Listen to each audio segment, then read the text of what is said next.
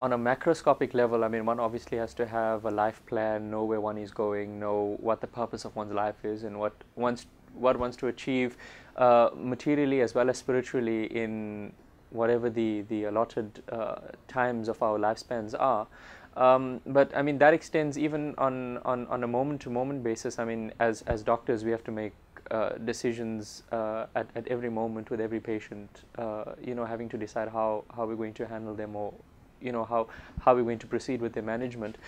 And also, I mean, on a deeper level, the awliya speak about having to decide at every moment to focus one's thoughts and one's tawajjuh on Allah, and I think ultimately that becomes the goal to which we all hope to aim ourselves towards, inshallah. I personally find myself largely on a lot of fronts at a crossroad kind of juncture. And alhamdulillah, Allah has been very kind in guiding me in my life to great people who've taught me and guided me and nurtured me in that way. And alhamdulillah, I mean, at this point in time, like the the opening up of the Madina Institute for me was a miraculous kind of event in a way, because like a lot of things in my life kind of came together. I mean, as a professional and otherwise, I mean, with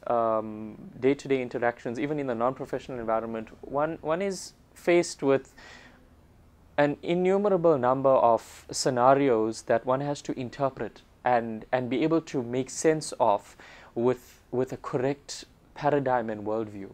And if one isn't founded in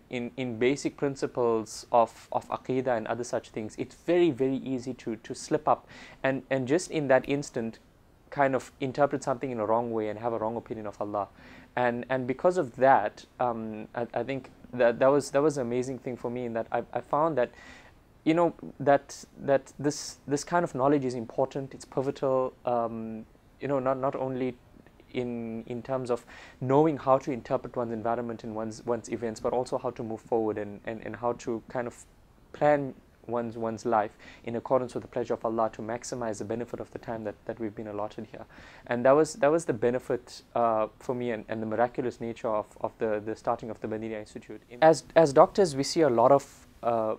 pain, a lot of suffering, a lot of anguish, a lot of death, and I think in our day-to-day, we see a lot more of that than the average person. And if one doesn't have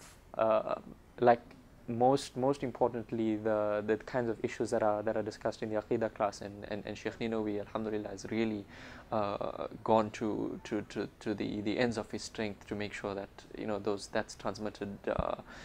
effectively, and that we understand those aspects. I think without a grounding in that, it's very easy to misinterpret those things and become disillusioned, and kind of think, and then look at all the suffering in the world and think, what I mean, what is this really all about?